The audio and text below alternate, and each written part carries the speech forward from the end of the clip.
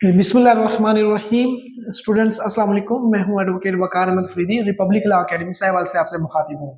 Students, हम light वालों को, गेट वालों को, एलएलबी वालों को पार्ट 1 से लेकर 5 तक और सिविल जज, एडीपीपी सभी को पढ़ाते हैं और साथ इंग्लिश का कोर्स भी करवाते हैं, पूरी ग्रामर करवाते हैं, जैसे कि आपको टेंसेस करवाए जा रहे हैं। आज जो हमारा टेंस है, लास्ट टेंस है जी फ्यूचर परफेक्ट कंटिन्यूअस टेंस। मैंने आपको बताया था ना कि 3 तरह का टाइम होता है, या तो प्रेजेंट होगा, या क्या होगा, पास्ट होगा, या आने वाला वक्त फ्यूचर होगा। बात 4 तरह से होती है, आपने करनी है, ठीक है ना। या तो बात आपकी इनडेफिनेट होती है, आपका एक्शन इनडेफिनेट होगा, या कंटिन्यू होगा, जारी होगा, या मुकम्मल हो चुका होगा जिसे परफेक्ट कहते हैं, या मुकम्मल भी हो सा जारी भी हो, उसे परफेक्ट कंटिन्यूअस कहते हैं, ठीक है। हमने जब परफेक्ट कंटिन्यूअस टेंस, अब हमारी जो बात है, हमारी बात जो परफेक्ट मुकम्मल हो चुकी है लेकिन साथ जारी भी है, साथ वक्त का जिक्र है, तो उसको अगर प्रेजेंट में किया तो प्रेजेंट परफेक्ट कंटिन्यूअस टेंस बन गया, पास्ट में किया तो पास्ट परफेक्ट कंटिन्यूअस बन गया, और फ्यूचर में किया तो फ्यूचर परफेक्ट कंटिन्यूअस टेंस बन गया। कैसे, आइए देखते हैं। फ्यूचर का मतलब है जनाब, है फ्यूचर का मतलब है जी आने वाला दौर, आने वाला दौर, जिसे मुस्तकबिल कहते हैं, जमाना मुस्तकबिल कहते हैं, ठीक है जनाब। परफेक्ट होता है मुकम्मल, कंप्लीट की जा रही है, और कंटिन्यूअस होता है जारी, और टेंस होता है जमाना दौर, टाइम, ठीक है ना, टाइम की बात करता है। अब सवाल पैदा ये होता है कि कौन सा फिक्रा बोला जाए तो आपको लगेगा कि ये फ्यूचर परफेक्ट कंटिन्यूअस टेंस की बात कर रहा है। फॉर एग्जांपल, वकार 2 घंटों से अंग्रेजी पढ़ा रहा होगा। मैंने बताया कि जो परफेक्ट कंटिन्यूअस टेंस है ना, उसमें वक्त का जिक्र जरूर होगा। देखें, वकार अंग्रेजी पढ़ा रहा होगा, ये तो फ्यूचर, अगर सिर्फ ये आ जाए वकार अंग्रेजी पढ़ा रहा होगा, ये तो आ जाएगा फ्यूचर कंटिन्यूअस टेंस की बात कर रहे हैं। लेकिन साथ अगर वक्त का जिक्र आ जाए तो ये परफेक्ट कंटिन्यूअस बन जाएगा, ठीक है। वकार 2 घंटों से अंग्रेजी पढ़ा रहा होगा, अगर देखिए साथ वक्त का भी जिक्र है, 2 घंटों से, सुबह से, कल से, शाम से, ये कई सालों से अंग्रेजी पढ़ा रहा कंटिन्यू भी है, और साथ वक्त और टाइम का भी जिक्र है। कौन से टाइम में? फ्यूचर में होगा। ना इसने ये कहा कि पढ़ा रहा था, ना इसने ये कहा कि पढ़ा रहा है। इसने कहा 2 घंटों से अंग्रेजी पढ़ा रहा होगा, आने वाले वक्त की बात की है, तो ये फ्यूचर परफेक्ट कंटिन्यूअस टेंस की बात हो गई। अब हम करते हैं कि इस टेंस को, इसकी डेफिनेशन करते हैं कि इसको समझते हैं इन अल्फाज की, फ्यूचर परफेक्ट कंटिन्यूअस टेंस की मदद से हम इसको, इसकी डेफिनेशन करते हैं, तारीफ करते हैं। किसी काम का करना या होना, करना होता है एक्शन, कोई भी आपका एक्शन जो होता है, आप कर रहे हैं, मैं अंग्रेजी पढ़ा रहा हूं, ये एक्शन है, ठीक है ना, अंग्रेजी पढ़ाना।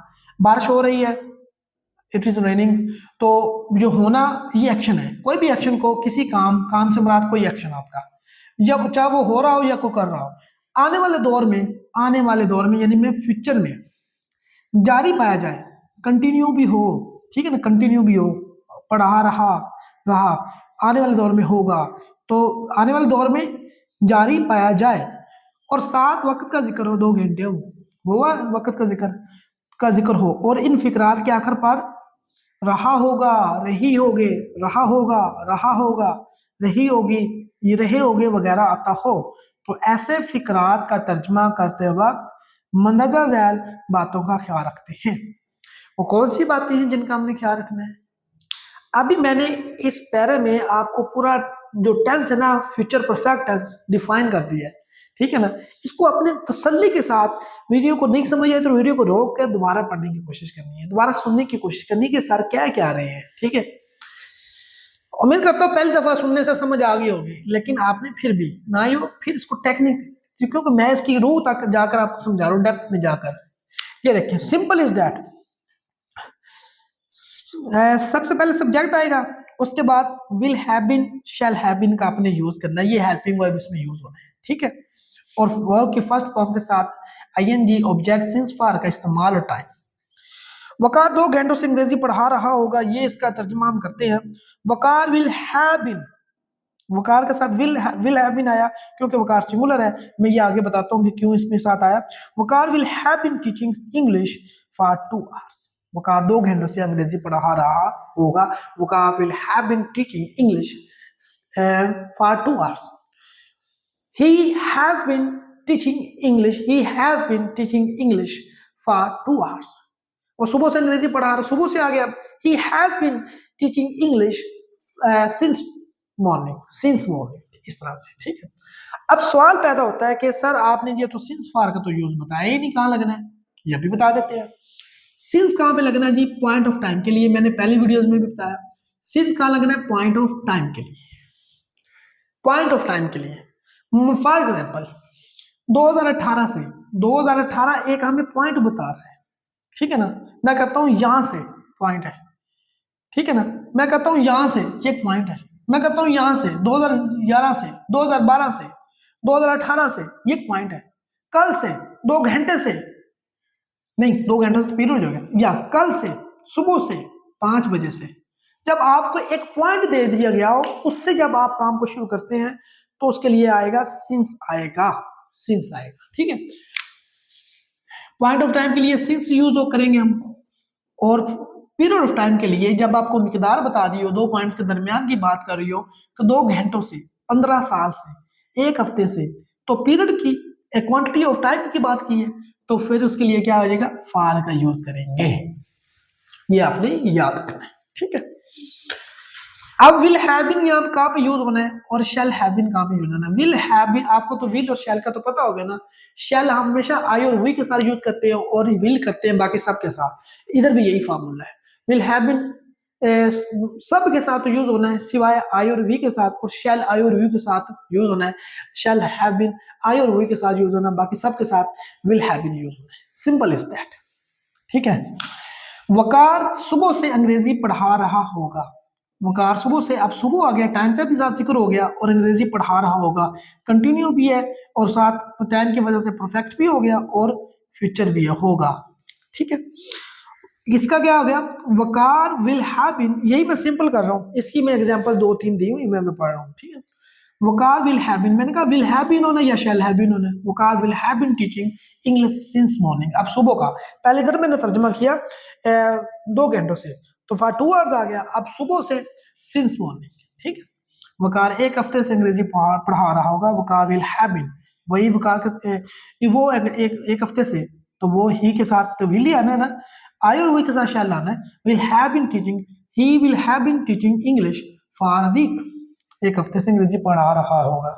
हम 2 साल से इम्तिहान की तैयारी कर रहे होंगे, हम 2 साल से इम्तिहान की तैयारी कर रहे होंगे, वी के साथ आई और वी के साथ शैल आना है, we shall have been preparing exam for 2 years, for 2 साल से। यहाँ पे भी उसने क्या बताया, 2 साल से, 2 ये पीरियड बताया, क्वांटिटी ऑफ टाइम बताई है, तो फिर क्या आएगा, फॉर आएगा, फॉर 2 इयर्स। बात क्लियर होगी यहाँ पे, ये था आपका सिंपल। मैं सुबह से आपका इंतजार कर रहा हूं, I shall have been waiting for you since, सुबह से पॉइंट है, since morning. I will have been, सुबह से इंतजार कर रहा हूं, ये तो सिंपल प्रेजेंट हो गया ना। अगर फ्यूचर हो, मैं आपका सुबह से इंतजार कर रहा हूंगा, क्या हो जाएगा, I will have been, I के साथ शैल होना, I shall have been waiting for you since morning, I shall have been waiting for you since morning.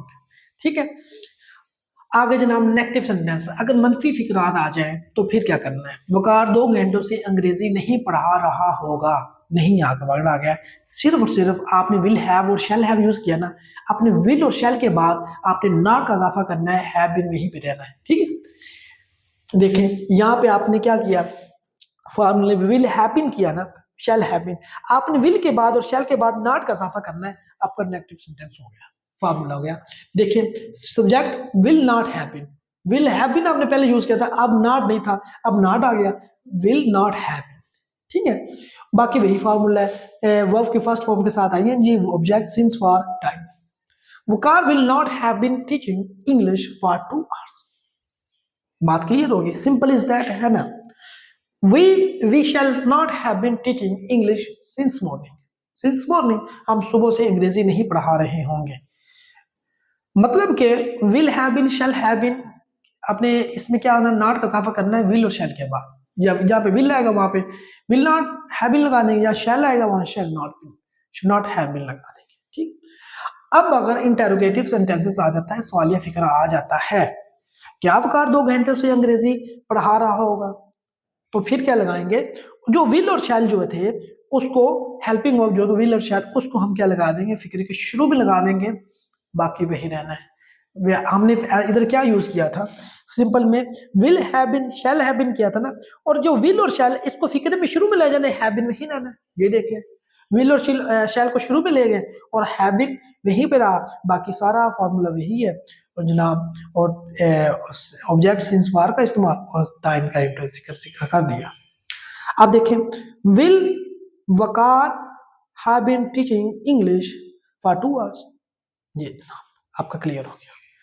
इसी को लेते हुए अगर इसमें नेगेटिव भी आ जाए, इंटरोगेटिव और नेगेटिव भी है, क्या वकार 2 घंटों से अंग्रेजी नहीं पढ़ा रहा होगा, तो फिर आपको मैंने बताया था इधर नेगेटिव में आपने क्या करना है, हमने सिंपल में देखें जो हैव बीन इधर देखें विल नॉट हैव बीन है ना, हमने विल में तो सवालिया तो बनाने के लिए इसको शुरू में ले गए, शुरू में आ गया विल और शैल को, और हैव बीन था बाद में, नॉट हैव बीन वो हमने इधर लिख दिया, ठीक है ना, सही है।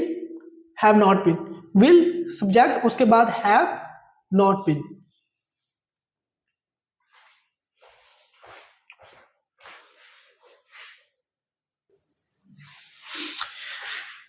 इधर देखें, इधर एक्चुअली वो मिस्टेक्स बाय मिस्टेकन लिखा गया था, नॉट बाद में लिखा जबकि नॉट पहले आना था, ठीक है। देखें विल और शैल, सबसे पहले विल और शैल का लगा देंगे, उसके बाद सब्जेक्ट और not have been, not have been लगा देंगे, ठीक है, नॉट हैव बीन। उसके बाद की फर्स्ट फॉर्म विल वकार क्या आ जाएगा, will Waqar not have been teaching English for 2 hours, क्या वकार 2 घंटों से अंग्रेजी नहीं पढ़ा रहा होगा। याद हमने क्या किया था, will Waqar have been teaching English for 2 hours, तो क्या आ जाएगा, विल नॉट का इजाफा कर दे, will Waqar not have been, will Waqar not have been, ठीक है, सिंपल इज दैट। आप देखें डबल इंटेरोगेटिव मतलब कि अगर आपको ऐसे अल्फाज आ जाए जिसमें क्यों का जिक्र हो, वकार 2 घंटों से अंग्रेजी क्यों पढ़ा रहा होगा, तो फिर उसके लिए क्या है, WH वाले अल्फाज ये सबसे पहले रखने हैं। WH वाले अल्फाज का मतलब वाई, व्हेन, वेयर, हाउ, ठीक है। उसके बाद विल और शैल आना ही आना शुरू में सब्जेक्ट से पहले, उसके बाद हैव बीन और वर्ब की फर्स्ट फॉर्म के साथ आएंगे ऑब्जेक्ट सिंस फॉर और time. Why will Waqar have been teaching English for 2 hours, why आ गया WH वाले अल्फाज, why will Waqar have been teaching English for 2 hours, ठीक है ना, for 2 hours, for 2 hours. Double interrogative और नेगेटिव भी आ जाए तो फिर आपने जनाब क्या रखना है, वाई वाले तो मैंने आपको बताया ना कि वाई WH वाला अल्फाज शुरू में विल तो आना है, विल या शैल आना ही आना है, और वकार सब्जेक्ट, उसके बाद नॉट हैव बीन। अब यहाँ पे हैव बीन लगाया, यहाँ पे नॉट का इजाफा करना, not have been teaching English for 2 hours. ये तो जनाब आपके 12 के 12 टेंसेस। आज मैंने आपके फ्यूचर परफेक्ट कंटिन्यूअस टेंस, ये हमारा लास्ट टेंस था। अल्हम्दुलिल्लाह अल्हम्दुलिल्लाह अल्हम्दुलिल्लाह, अल्लाह ताला के करम से आज हमने 12 के 12 टेंसेस मुकम्मल कर लिए और उम्मीद करता हूँ आपको ये समझ आई होगी। मैं उम्मीद करता हूँ कि ये मेरी एफर्ट है आप तमाम स्टूडेंट्स के लिए जिनको टेंसेस नहीं आते, ज़रूर आपको इसका फ़ायदा हुआ होगा। और अगर तो फ़ायदा हुआ है तो आप इसको शेयर भी करें, दूसरों को बताएं, सर वकार इंग्लिश पढ़ाते हैं, बहुत अच्छी पढ़ाते हैं, आप उनसे कोर्स परचेज कर सकते हैं, ठीक है। इसके बाद अल्लाह के फजलो करम के साथ इंशाल्लाह अल्लाह ताला ने हिम्मत से तंदुरुस्ती दी तो इंशाल्लाह तो मैं इसके जो पैसिव वाइज है वो भी आपको करवाऊंगा। एक्टिव मैंने करवा दिया है, पैसिव वाइज में आपको इंशाल्लाह अगले लेक्चर्स में करवाऊंगा। वो भी मैं हर टेंस के साथ बड़े ही तरतीब के साथ, बड़े ही कंसेप्चुअल अंदाज के साथ आपको करवाऊंगा और आपको बड़े ही समझ आएंगे, ठीक है। अगर तो आपको मेरी जो टेंसेस की जो सीरीज है आपको अच्छी लगी हो तो मुझे आप इसमें कमेंट करें, वीडियो पे इसको दूसरों के साथ शेयर करें और दूसरों को बताएं और मुझे अप्रिशिएट करें ताकि मैं आपको लिए मजीद काम कर सकूं। आपको किसी भी यानी कि स्टूडेंट्स को लैट के, गैट के, ADPP की, DDPP के और LLB पार्ट 1 से लेकर 5 तक जितने भी लेक्चर जिस सब्जेक्ट के भी चाहिए तो वो मुझसे रब्ता कर सकता है। मेरा नंबर है 0303 7534561, ठीक है। इस तरह से आप मुझसे रब्ता करें, मैं इंशाल्लाह आपसे कांटेक्ट करके आपको सारे जो लेक्चर्स हैं वो प्रोवाइड कर दूंगा। बहुत शुक्रिया, दुआ में याद रखिएगा। अल्लाह हाफिज़।